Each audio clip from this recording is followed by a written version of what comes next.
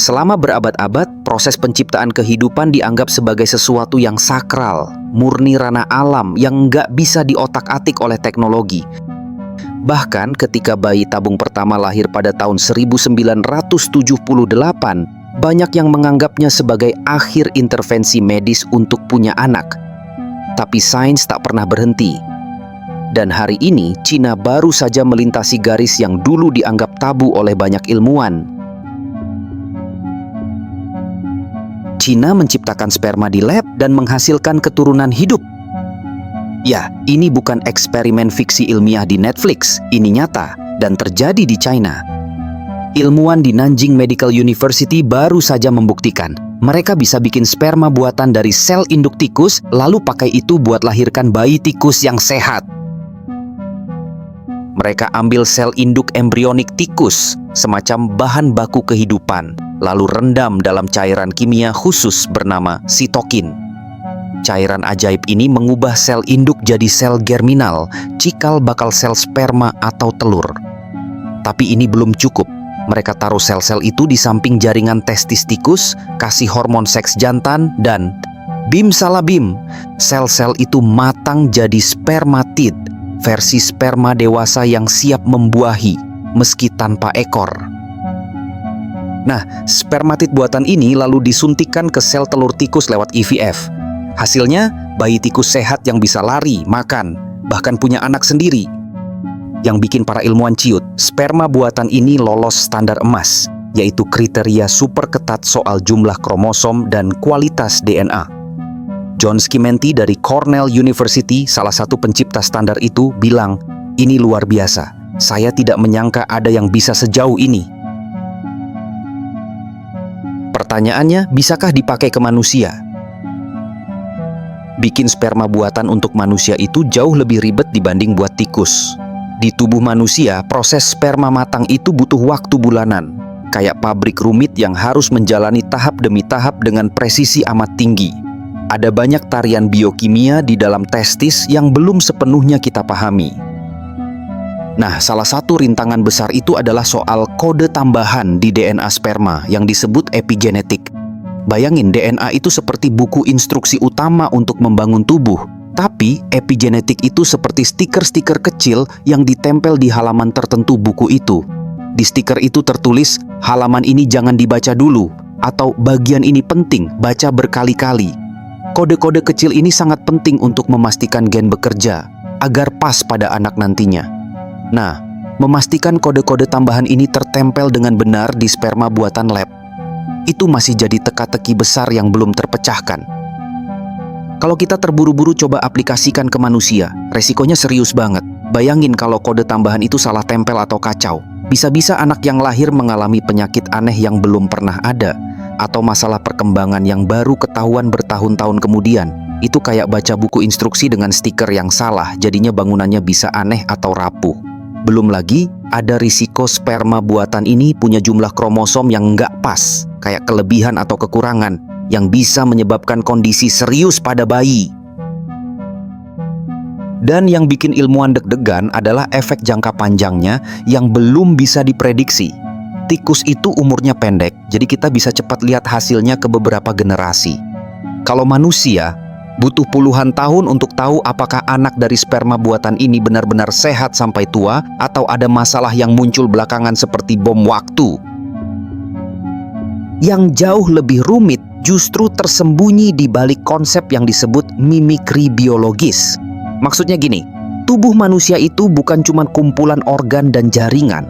Setiap proses biologis ada dalam simfoni yang sangat sinkron, kayak orkestra besar yang semua pemainnya harus main di nada dan timing yang pas. Nah, bikin sperma buatan di lab berarti kita harus bisa bikin satu pemain baru yang bukan cuma bisa main tapi bisa nyatu sama orkestra itu tanpa bikin fals. Masalahnya, kita belum sepenuhnya ngerti partitur yang dimainkan tubuh manusia. Kita tahu not-not dasarnya, tahu iramanya sedikit, tapi belum tahu kenapa di bagian tertentu harus ada jeda atau kenapa nada tertentu harus dimainkan pelan. Jadi, ketika kita bikin sperma buatan, kita sebenarnya lagi nebak-nebak not mana yang harus dimainkan. Salah sedikit aja efeknya bisa sistemik. Misalnya, kalau sperma buatan itu membawa sinyal biokimia yang tidak sesuai, bisa saja embrio berkembang dengan pola yang menyimpang. Bukan hanya risiko cacat fisik, tapi juga risiko gangguan neurologis, sistem imun yang nyasar, atau bahkan kondisi genetik yang belum punya nama karena belum pernah terjadi. Dan itu baru dari sisi biologis, belum masuk ke lapisan yang lebih subtil, yaitu mikrobioma. Ini istilah buat menyebut komunitas mikroorganisme yang hidup di dalam dan di atas tubuh kita, di mana mereka adalah bagian penting dari sistem kita. Dan ternyata, sperma juga punya interaksi dengan mikrobioma, terutama dalam proses pembuahan dan perkembangan embrio dini. Tapi, di sperma buatan, interaksi ini bisa hilang atau berubah total. Ibarat kamu bikin roti pakai resep yang sama, tapi lupa masukkan ragi. Roti tetap jadi, tapi teksturnya bisa beda, rasanya aneh, dan daya tahannya pendek. Itu yang dikhawatirkan, bahwa kita belum tahu ragi biologis apa yang hilang dalam sperma buatan. Lalu ada satu lagi lapisan yang sering bikin ilmuwan gelisah di malam hari, yaitu imprinting genetik. Dalam banyak gen kita ada dua versi, yaitu satu dari ibu dan satu dari ayah. Tapi tidak semua gen itu aktif dua-duanya. Ada gen yang cuma boleh bicara dari sisi ayah dan yang dari ibu harus diam, atau sebaliknya. Ini kayak konferensi pers yang hanya satu juru bicara yang boleh ngomong. Kalau dua-duanya ngomong, jadi kacau.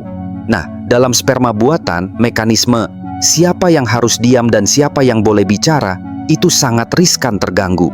Salah satu gen buka suara, padahal seharusnya diam, bisa terjadi penyakit langka yang sangat serius. Dan yang membuatnya makin rumit, ini bukan gen yang rusak, tapi gen yang bicara di waktu yang salah, sulit dideteksi, sulit dicegah. Selain itu, semua keberhasilan di tikus ini terjadi dalam lingkungan yang sangat terkendali. Lab yang steril, kondisi kimia yang diawasi ketat, waktu dan suhu yang diatur presisi. Tapi tubuh manusia bukan lab. Ia penuh fluktuasi, hormon naik turun, stres, infeksi mikro, paparan polusi, bahkan emosi. Itu semua bisa memengaruhi bagaimana sel bekerja. Jadi, ketika kita menciptakan sesuatu di lab, lalu coba lempar ke dunia nyata, kita nggak bisa jamin hasilnya akan sama. Bayangkan bikin kapal kecil di kolam yang tenang, lalu coba jalankan kapal itu di laut lepas yang penuh badai. Apakah tetap mengapung atau justru tenggelam sebelum sempat berlayar? Dan semakin dalam kita menyelami persoalan ini, kita semakin sadar bahwa batas antara bisa dan boleh jadi kabur. Bukan soal etika, tapi soal batas teknis yang belum bisa dijawab. Kita bukan cuma butuh tahu cara bikin sperma buatan, tapi juga cara memastikan hasilnya tidak membawa ketidakpastian yang baru. Dan dalam sains, satu hal yang paling ditakuti bukan kegagalan, tapi keberhasilan yang terlalu cepat. Karena keberhasilan semacam itu sering membuat orang lupa bahwa sesuatu yang berhasil secara teknis belum tentu aman secara biologis. Jadi, cerita sperma buatan ini bukan akhir, bahkan belum setengah jalan. Ia adalah pintu ke pertanyaan-pertanyaan lain yang lebih besar, lebih dalam, dan lebih sulit dijawab. Tapi justru disitulah letak keindahan sains. Bukan pada seberapa cepat kita bisa bikin sesuatu, tapi seberapa sabar kita memahami setiap konsekuensi dari apa yang telah kita ciptakan. Siapa sebenarnya di balik eksperimen yang bikin dunia sains geleng-geleng kepala ini? Siapa yang berani menantang kodrat reproduksi dan berhasil bikin sperma buatan di lab? Bukan cuma jadi teori, tapi beneran jadi bayi tikus hidup. Proyek ambisius ini dipimpin oleh sekelompok ilmuwan dari Nanjing Medical University, salah satu institusi riset paling bergengsi di Cina dalam bidang biomedis dan reproduksi. Tokoh sentral dalam penelitian ini adalah Zhou Qi, seorang ilmuwan yang memang sudah lama menekuni bidang biologi reproduksi dan sel punca. Kalau kamu bayangin ini kayak proyek iseng di laboratorium kecil, kamu salah besar. Ini proyek besar, penuh pendanaan, sumber daya, dan dukungan infrastruktur kelas dunia. Institusinya punya fasilitas canggih buat rekayasa genetika, kultur jaringan, hingga pemantauan perkembangan embrio pada level molekuler. Semua yang dibutuhkan untuk main di level paling kompleks dalam bioteknologi. Zhou Qi bukan nama sembarangan di dunia sains.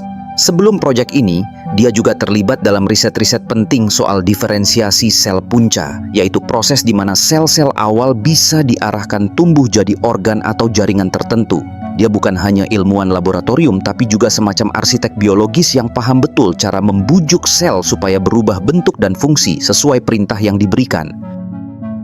Tapi tentu, proyek sebesar ini nggak mungkin jalan sendirian. Timnya terdiri dari ahli biologi molekuler, pakar epigenetik, spesialis kultur jaringan, hingga teknisi IVF, fertilisasi in vitro.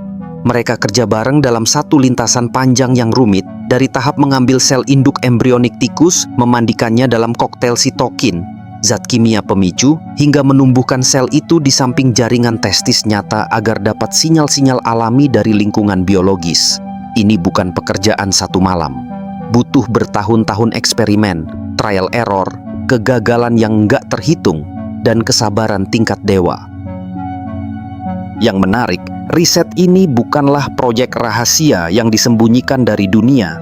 Mereka mempublikasikan hasilnya di jurnal ilmiah ternama Cell Stem Cell, yang artinya data mereka terbuka untuk ditinjau, dikritik, atau direplikasi oleh ilmuwan lain di seluruh dunia. Ini penting banget dalam dunia sains. Karena validasi datang bukan dari satu hasil yang heboh, tapi dari apakah hasil itu bisa diulang dengan hasil yang sama oleh tim lain. Dan sejauh ini, hasil tim Zhou Qi bikin heboh bukan cuma karena berhasil, tapi karena detail teknisnya rapi dan solid.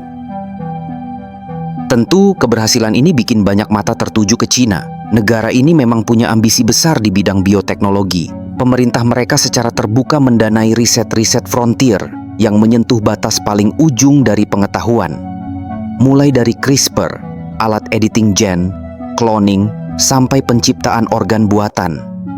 Cina bukan sekadar ikut-ikutan, mereka ingin memimpin, dan proyek sperma buatan ini jadi semacam simbol bahwa mereka sanggup bukan cuma bicara soal teknologi masa depan, tapi juga mewujudkannya lebih cepat dari negara lain.